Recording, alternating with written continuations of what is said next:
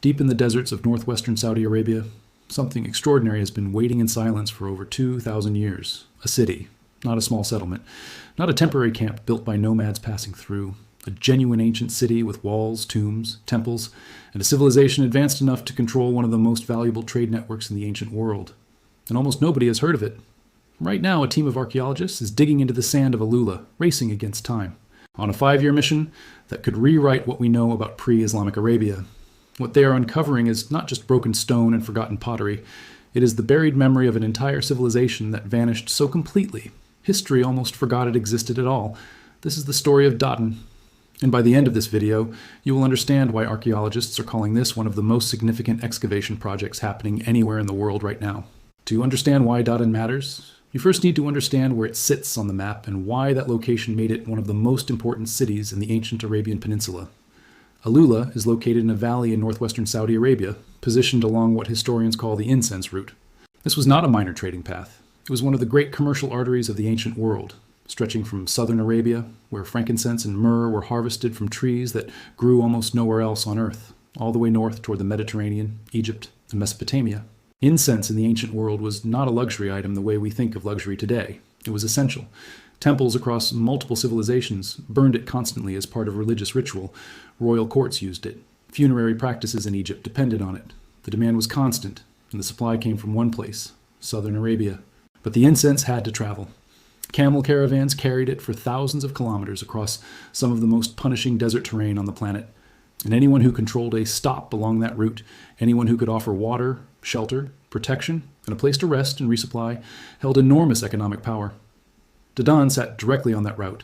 This single fact explains almost everything about what made this civilization rich, powerful, and ultimately a target.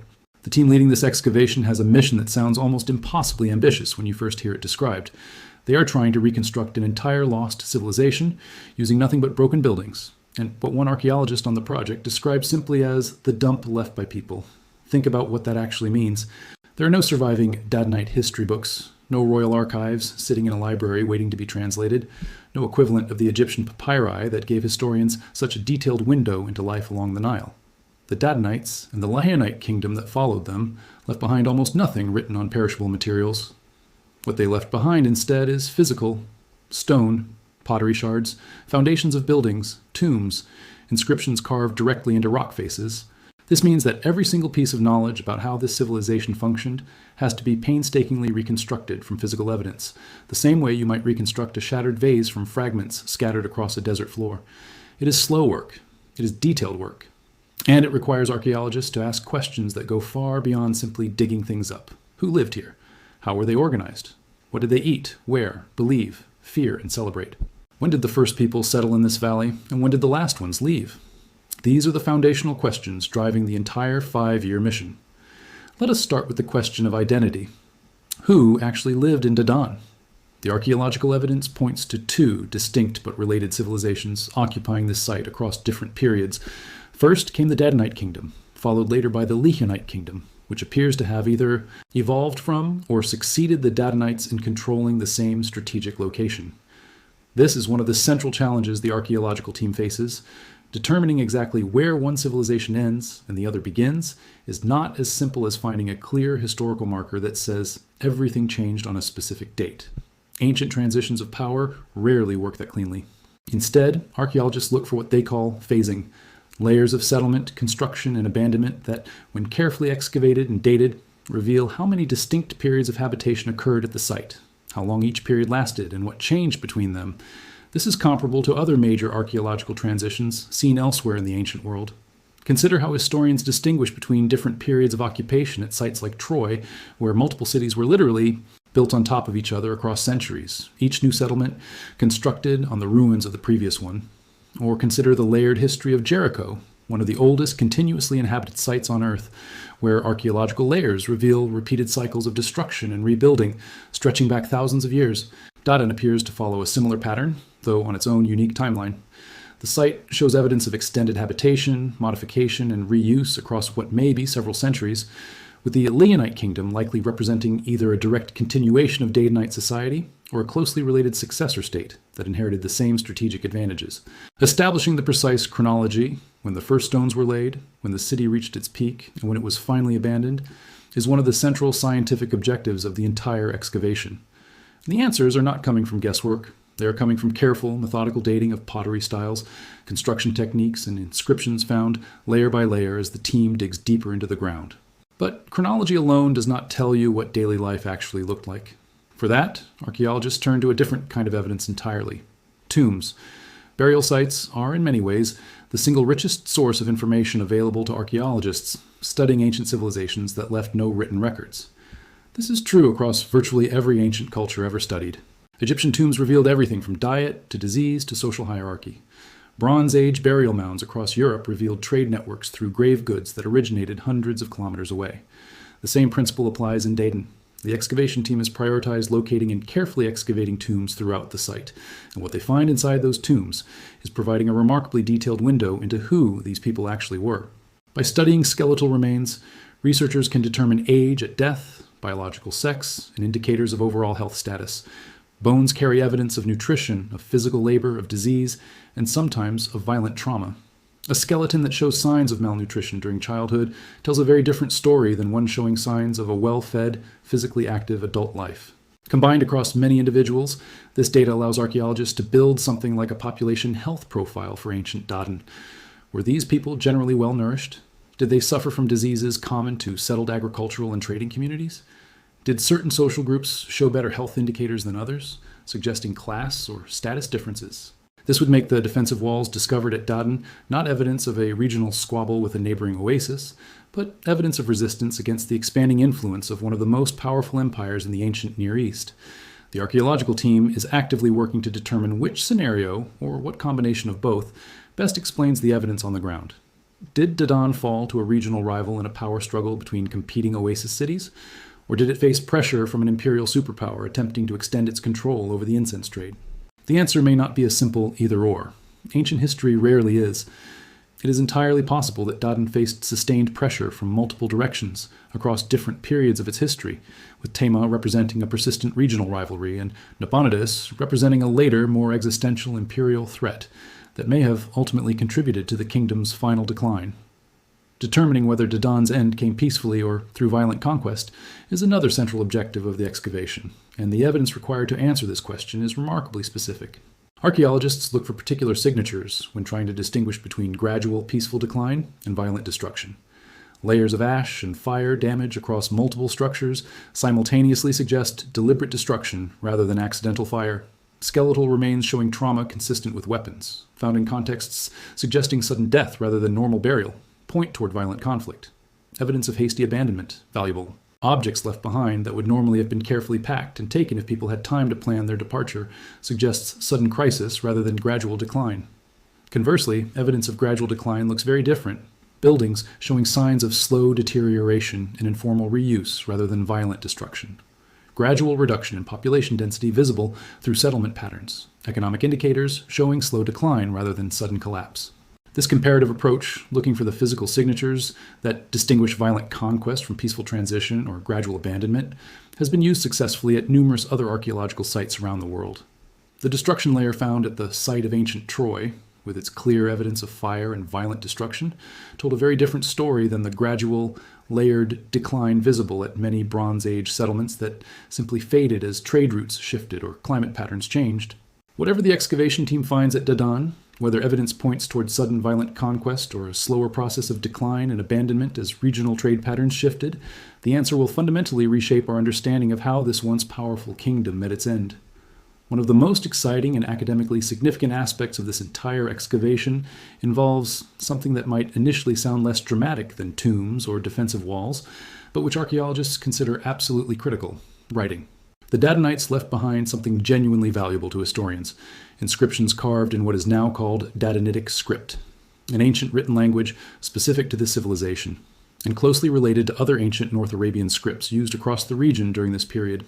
Here is why this matters so much. Unlike civilizations that left behind extensive written archives on materials like papyrus or clay tablets, The people of Dadan left nothing unperishable writing materials that has survived to the present day. There are no scrolls, no tablets filled with administrative records the way archaeologists have found in Mesopotamia, no equivalent of the detailed papyrus archives that have given historians such intimate knowledge of daily life in ancient Egypt. What survives instead is inscriptional, words and phrases carved directly into stone, found on monuments, tomb markers, and rock faces throughout the region. This is simultaneously a limitation and an opportunity.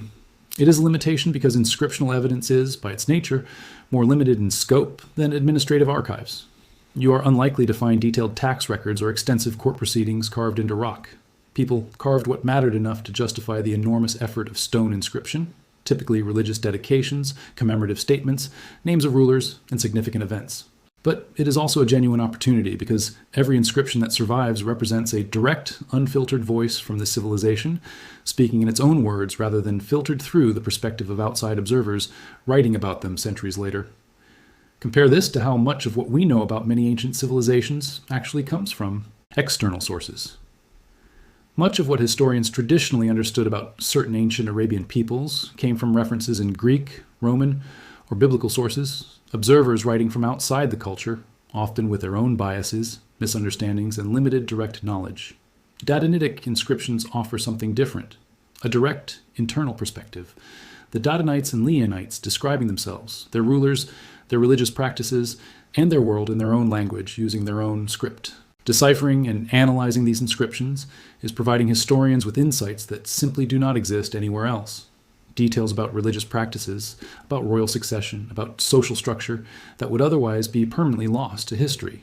Every new inscription discovered during the excavation represents a small but genuinely irreplaceable piece of a puzzle that has been missing for over 2,000 years. Stepping back from the individual discoveries, it is worth appreciating the genuine scale of what this 5-year mission represents.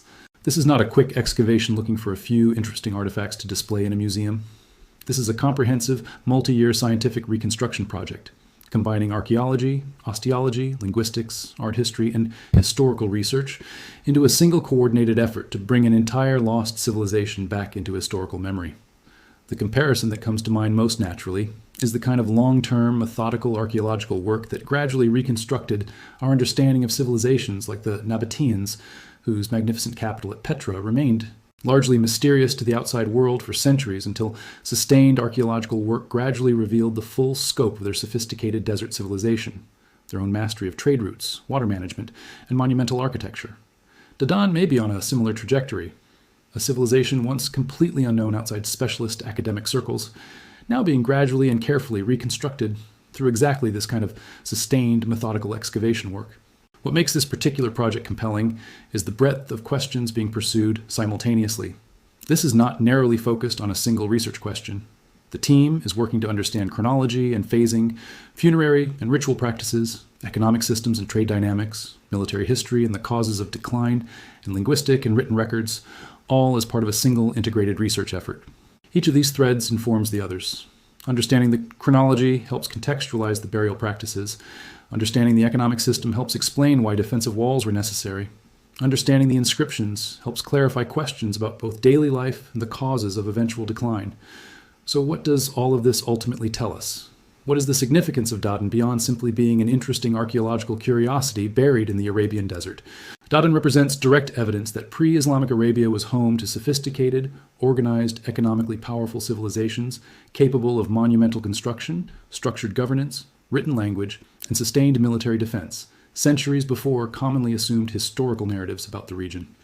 This matters because historical understanding of ancient Arabia has, for a long time, been comparatively limited relative to better documented neighboring civilizations like Egypt, Mesopotamia, and the classical Mediterranean world. Arabia has often been treated in popular historical narrative as a peripheral region, important primarily as a trade conduit between more historically prominent civilizations, rather than as a place that produced sophisticated civilizations of its own. The ongoing excavation of Dadan is part of a broader pattern of archaeological work across the AlUla region that is fundamentally challenging that assumption. What is emerging is a picture of ancient Arabia as a place that was not merely a transit corridor between other civilizations, but home to genuinely sophisticated societies in their own right, societies capable of building monumental tombs, developing their own written scripts, constructing substantial defensive architecture, and managing complex trade economies across multiple centuries. Every tomb excavated, every inscription deciphered, every layer of construction carefully dated adds another piece to a historical picture that has been missing for over 2,000 years. The mystery of why Dadan disappeared, whether through conflict with a rival oasis, pressure from an expanding Babylonian empire, or a more gradual process of economic and political decline, remains genuinely unresolved. The evidence continues to accumulate. The picture continues to sharpen. But what is already clear, even with the mission still ongoing, is that this lost kingdom in the Arabian desert deserves a place in our broader understanding of ancient history that it has been denied for far too long. 2,000 years of silence is beginning to break. And what the sand has been hiding is finally starting to speak.